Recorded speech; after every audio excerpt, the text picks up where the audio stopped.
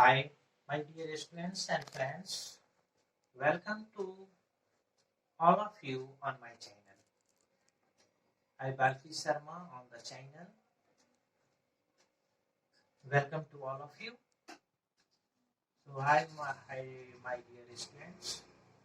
Today I am discussing a important topic related to PGT exam, which is generally asked in NVS, KVS and NET. आप लोग जानना चाहेंगे उस topic का नाम क्या है? तो उस टॉपिक का नाम है power series and radius of convergence. हम लोग पावर सीरीज का रेडियस ऑफ कन्वर्जेंस कैसे निकालते हैं, कैसे निकालेंगे, आखिर वो कौन सा फॉर्मूला है जिसके द्वारा हम लोग रेडियस ऑफ कन्वर्जेंस निकालते हैं।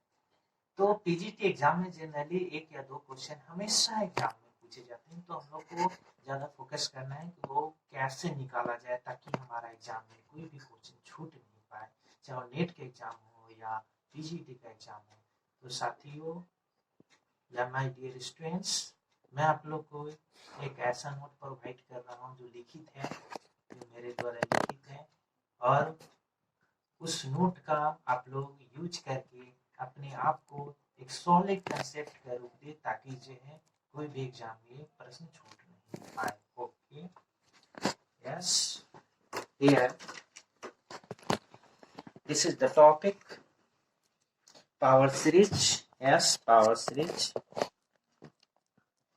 ज्यादा फोकस कीजिए, आप लोग ज्यादा फोकस करके देखिए ताकि ज्यादा इसका बेनिफिट उठा सकें।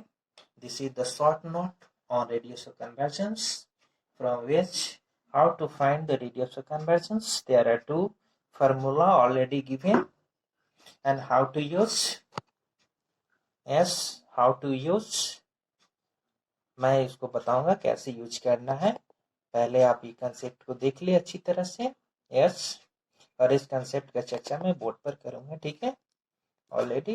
Yes, place on the board.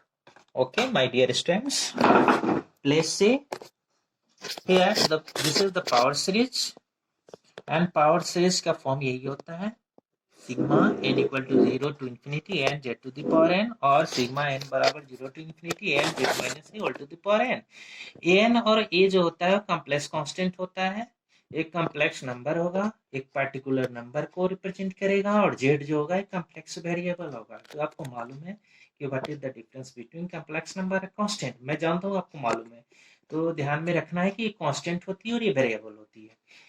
And here there are two formulas for given for calculating the radius of convergence. R equal to limit n tends to infinity modulus of an by n plus 1, or R equal to limit n tends to infinity 1 by modulus of an whole to the power n1 by n. Yes, this is the two great methods for which we can find domain of convergence. What is domain of convergence of power series? Power series, yes, this is the power series, and on comparing the power series, we have to calculate an and an, and we have to find the power series is convergent or divergent. We have to show that power series is convergent if r greater than 1, and here there are two formulas for calculating r already given. यहाँ से आप लोग को निकाल लेना है और देखना है कि r ग्रेटर देन 1 है कि नहीं। अगर r ग्रेटर देन 1 है तो कन्वर्जेंट होगी, r स्मॉलर देन 1 है तो डाइवर्जेंट होगी, और r इक्वल टू 1 आ गई, इसका अर्थ है कि वो ना तो कन्वर्जेंट होगी ना तो डाइवर्जेंट होगी। तो r ग्रेटर देन 1 को हल करने पर जो रीजन हमको प्राप्त होंगे वो क्या कहलाएंगे, वो डोमेन ऑफ कन्वर्जेंस कहलाएंगे। तो ये आपको शानदार टॉपिक है जो आप ध्यान से देख लीजिए, और मैं अच्छी तरह से इसको डिस्कस भी कर रहा हूँ कि कैसे कन्वर्जेंट होगी, कैसे आप डोमेन निकालोगे। r ग्रेटर देन 1 को सोल्व करने पर जो रीजन आएगा उसको डोमेन कहेंगे, ठीक है। तो ये थ्योरी है, और इस थ्योरी की सहायता से अपने कंसेप्ट को सॉलिड कीजिए, और मैं कुछ क्वेश्चन को डिस्कस करूंगा ताकि आपका कंसेप्ट और शानदार बन सके, ठीक है। So my dear students, here some questions. Yes, we have to discuss. Find the radius of convergence of the following power series. Yes, यहाँ पर दिया हुआ है एक जनरल फॉर्म में, पावर के फॉर्म में, दोनों फार्मूला है। जनरल फॉर्म के लिए ये है और पावर के लिए इस फार्मूला का यूज करेंगे। सो दोनों आप यूज कर सकते हो, दोनों का डिफरेंस देख के आप यूज कर सकते हो. Yes, now we have to solve the first questions related to the radius of convergence here given. First of all, we have to compare with power series S. आपको पावर सीरीज का form याद रखना है, उससे comparison करना है. On comparing S,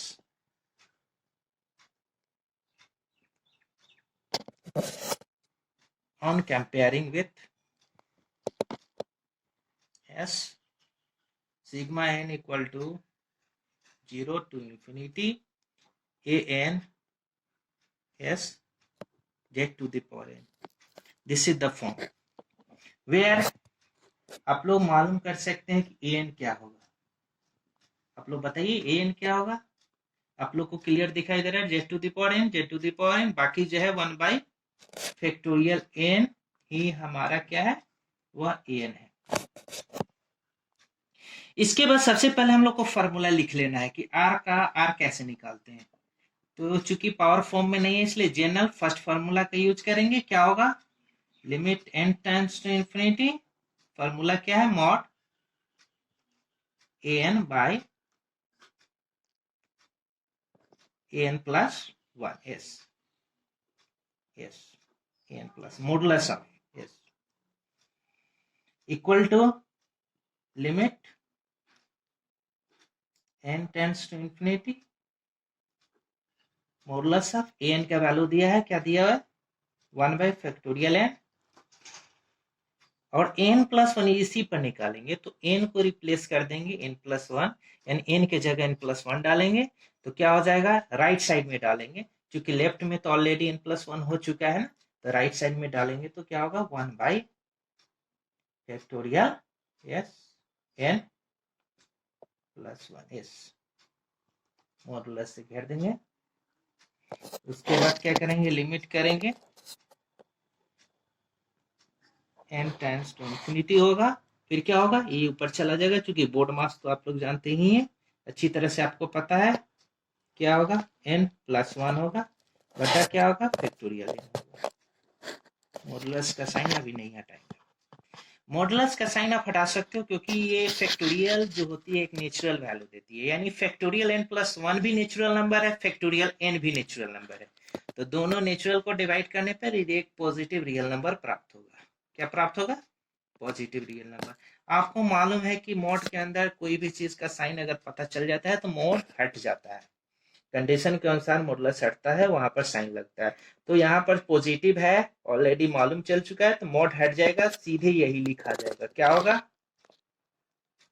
n plus 1 होगा, बटा क्या होगा, फैक्टोरियल n होगा, yes, equal to limit n tends to infinity. आपको मालूम है फैक्टोरियल क्या होता है, फैक्टोरियल n होता है the product of first n natural numbers. Yes, factorial n equal to product of first n natural numbers. n plus 1 क्या होगा, product of first n plus 1 natural number. So n plus 1 को अगर बाहर कर देंगे तो जब कंजिक्यूटिव है तो कितना का प्रोडक्ट रह जाएगा, the product of first n natural numbers, यानी फैक्टोरियल n रह जाएगा. ठीक है, जब फैक्टोरियल n रहेगा तो क्या होगा, फैक्टोरियल n यहाँ पर पड़ जाएगा, दोनों कट जाएगा, क्या बचेगा, यस, लिमिट होगा n टेंड्स टू इंफिनिटी होगा, n प्लस 1 होगा, और n प्लस 1 के बाद क्या लिखेंगे, इंफिनिटी लिखेंगे, प्लस 1 होगा, यस, इंफिनिटी में 1 जोड़ेंगे, क्या होगा, इंफिनिटी होगा, यानी r हमारा इंफिनिटी. अब मैं चर्चा करूंगा डोमेन का.